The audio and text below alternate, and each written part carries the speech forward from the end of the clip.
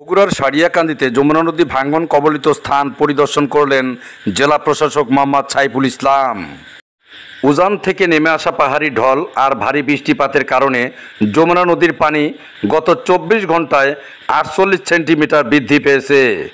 বগুড়ার সারিয়াকান্দিতে যমুনা নদীর পানি বিপদসীমার 80 সেন্টিমিটার নিচ দিয়ে প্রবাহিত হচ্ছে। পানি বৃদ্ধি পাওয়ার কারণে বিভিন্ন স্থানে দেখা দিয়েছে ভাঙ্গন। সবচেয়ে বেশি ঝুঁকিতে রয়েছে ইসামারা এলাকা। 2 জুলাই রোজ মঙ্গলবার বিকেলে ভাঙ্গন কবলিত স্থান পরিদর্শনে আসেন জেলা প্রশাসক মোহাম্মদ সাইফুল ইসলাম।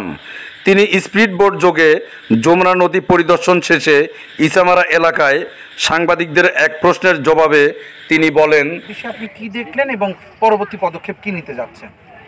ধন্যবাদ। উপজেলা নির্বাহী অফিসার সারিয়াকান্দি আমাকে আগে থেকেই নক করে রেখেছে যে এবার নদী যে অবস্থা ভেঙে যেতে পারে এবং ভাঙলে মূল বাঁধে করতে পারে, আক্রান্ত হতে পারে। সেই লক্ষ্যে কিন্তু আমরা অ্যাক্সিডেন্ট পানি উন্নয়ন পানি সম্পদ অধিদপ্তর অলরেডি এখানে পানি উন্নয়ন অধিদপ্তর উপস্থিত আছেন। ওনাকেও আমরা নির্দেশনা দিয়েছি যাতে করে আমাদের মূল বাঁধের টাচেও যাতে না যেতে পারে। সেই জন্য কিন্তু আমাদের এখানে আমরা প্রায় 1300 মিটারের মতো আমরা ইতিমধ্যেই প্রোটেক্ট করেছি। আরও 400 মিটার বাকি আছে, যে 400 মিটারকে আমরা হুমকি স্বরূপ মনে করছি যে এই 400 মিটার যদি আমরা প্রোটেক্টেড না করতে পারি তাহলে আমাদের মূল বাঁধের মধ্যে ভাঙন হতে পারে।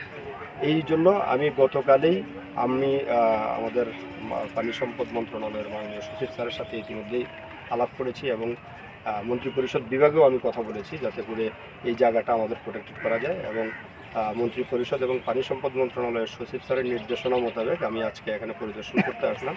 আমাদের এখানে উপজেলা পরিষদ চেয়ারম্যান সাহেব আছেন, উপজেলা নির্বাহী অফিসার আছেন, আমার অতিরিক্ত জেলা প্রশাসক রাজস্ব আছেন, সংশ্লিষ্ট ইউনিয়ন পরিষদের চেয়ারম্যান সাহেবও আছেন।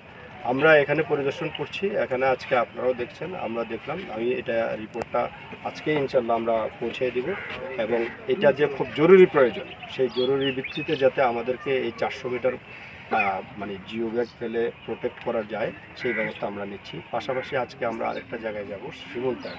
সেখানেও আমি নিজে যখন পানি শুরু হয়েছিল ভাঙন শুরু হয়েছে, আপনারা জানেন যে একটা প্রাথমিক বিদ্যালয় ছিল, সেই বিদ্যালয়টা আমরা তাৎক্ষণিকভাবে উন্নয়ন করতে হয়েছে আমাদের।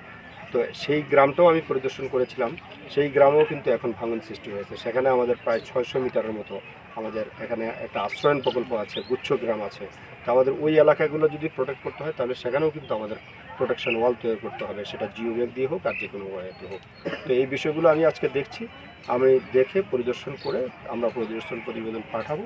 আশা করছি যে ইনশাল্লাহ আমরা এটা সেভ করতে পারবো। স্যার, একটি বিষয়, এরপর সারিয়াকান্দি উপজেলা প্রশাসনের আয়োজনে ইসামারা ভাঙ্গন কবলিত স্থানে ক্ষতিগ্রস্ত 200 পরিবারের মাঝে নগদ অর্থ ও ত্রাণ সামগ্রী বিতরণ করা হয়। নগদ অর্থ ও ত্রাণ সামগ্রী বিতরণ উপলক্ষে এক আলোচনা সভা উপজেলা নির্বাহী অফিসার মোহাম্মদ তহিদুর রহমানের সভাপতিত্বে অনুষ্ঠিত হয়। আলোচনা সভায় প্রধান অতিথি হিসেবে বক্তব্য রাখেন জেলা প্রশাসক মোহাম্মদ সাইফুল ইসলাম। আলোচনা সভায় বিশেষ অতিথি হিসেবে বক্তব্য রাখেন উপজেলা পরিষদের চেয়ারম্যান মোহাম্মদ সাখাওয়াত হোসেন সজল, পৌর মেয়র মতিউর রহমান মতি প্রমুখ।